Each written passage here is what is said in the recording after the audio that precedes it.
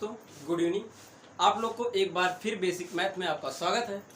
आज आपको मैं बताऊंगा, जो तरीका मैं बताऊंगा परसेंटेज में कुछ नियम है और हर जगह वो परसेंटेज में लागू होता है, लेकिन समझ नहीं पाते हैं बच्चे कि कहाँ से लगेगा और कहाँ ऊपर लगेगा, कहाँ नीचे लगेगा। ठीक है, आज आप देखेंगे कि परसेंटेज का 4 सवाल है और एक औसत का सवाल है जो बहुत इंपॉर्टेंट है। क्या है? बहुत इंपॉर्टेंट है। तो उसमें आप समझ नहीं पाते हैं कि कब ऊपर लगेगा कब नीचे लगेगा, लेकिन मैं आज इस चीज़ को क्लियर कर दूंगा। ठीक है, बस वीडियो में आप लास्ट तक बने रहिए। चलिए पहला सवाल देखिए।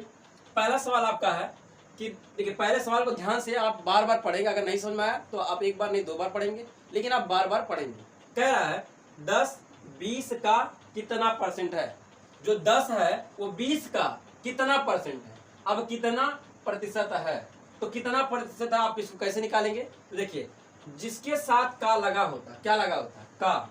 जिसके साथ का लगा होता है वो हमेशा नीचे होता है। क्या होता है? हमेशा नीचे होता है।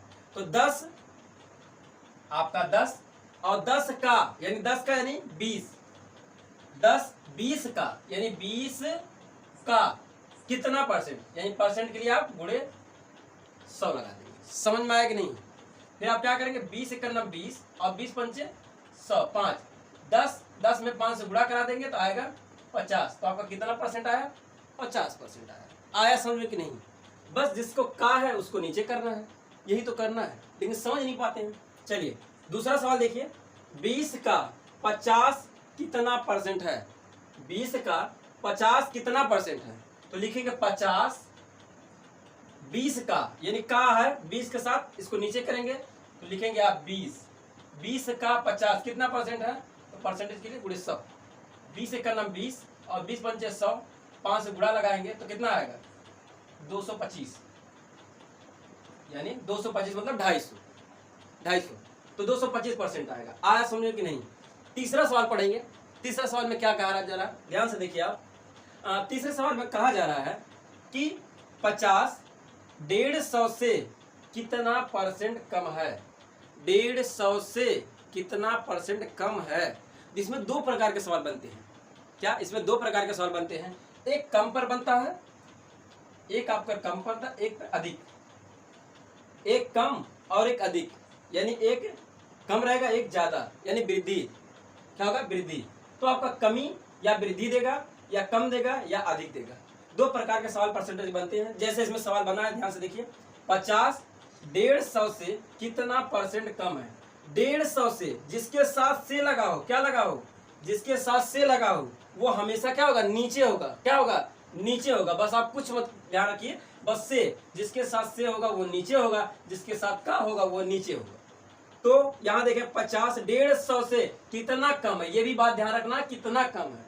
तो कितना कम है? 100 कम है। कितना कम है? 100 कम है। 150 में से 50 घटाएंगे तो 100 कम है। 100 कम है, नीचे रखेंगे 150। कितना कम है भाई? किससे कंपेरिजन हो रहा है? 150 से हो रहा है ना, कि 150 आपका ज्यादा है कि कम है। तो आपका 50 150 से कितना कम है या कितना अधिक है, तो 150 के नीचे रखेंगे। जिससे तुलना होगा वो हमेशा नीचे रखा जाता है। तो 150 से, और कितना परसेंट है, परसेंट के लिए क्या लगा देंगे? गुणे 100। काट दीजिए, 1 0 से 1 0 काट देंगे। फिर आप काटेंगे 5 से, 5 3 15 और 5 दूनी 10। तो आप 2 का गुणा 100 में लगा देंगे, आएगा 200 और बटे क्या आ जाएगा? 300। इसको काटेंगे 3 6 18 और 3 6 18, 3 6 18, यानी आपका 66.66% आएगा। 66.66 आपका परसेंट आ जाएगा। अगर नहीं दिख रहा है तो 66.66 आपका ये परसेंटेज आएगा। क्या? कमी आएगी। क्या आएगा? कमी आएगी। समझ में आया? चलिए चौथा सवाल देखिए, आपके सामने है। 4 नंबर सवाल में क्या कह रहा है? 200 120 से, क्या 120 से, देखिए से आया कि नहीं? 120 से कितने प्रतिशत अधिक है, यानी 120 से कितना परसेंट अधिक है? 120% से कितना अधिक है? 80 अधिक है। कितना अधिक है? 80 अधिक है। भाई 120 से कितना परसेंट अधिक है? भाई 120 से कितना अधिक है? 80 अधिक है।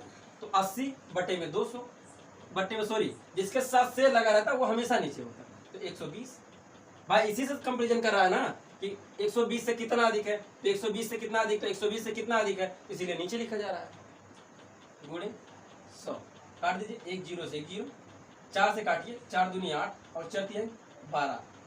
इसमें गुणा करा देंगे तो आएगा आपका कितना 200 भाई 2 का गुणा 100 में करेंगे 200 बटे 3, 3 से काटेंगे 3 छक 18, 3 छक 18, फिर दशमलव करेंगे 3 छक 18, 3 छक 18, यानी कि 66.66% इसका भी आंसर आया समझ में कि नहीं? दोनों का सेम था लेकिन इसमें कुछ चेंजिंग था। समझ में आया कि नहीं? इतना परसेंटेज का कॉन्सेप्ट बहुत जरूरी है क्लियर करना। ठीक है दोस्तों, चलिए आगे देखिए। औसत, औसत कहाँ आपका जरूरत पड़ता है? औसत आपका जैसे ये सब जितने भी देखिए, जितने भी आपको पार्ट पढ़ाया जा रहा है, जो ग्राफ के सवाल थे ना, बस इतना ही जरूरी आपका बस एक ग्राफ में लगता है, इससे ज्यादा आपका नहीं लगता है। एक आपको औसत निकालना पड़ता है और परसेंटेज में यही कमी और अधिक और कितना कम, यही निकालना पड़ता है बस, और कुछ नहीं निकालना था। देखिए औसत में देखिए कह रहा औसत, औसत किसे कहते हैं? इंग्लिश में एवरेज कहते हैं। तो औसत यानी किसे कहते हैं? तो एक सूत्र होता है, उसके माध्यम से लगाएं चाहे वैसे लगाएं, मैं दोनों तरीका आपको बता देता हूं। देखिए सूत्र क्या होता है? कुल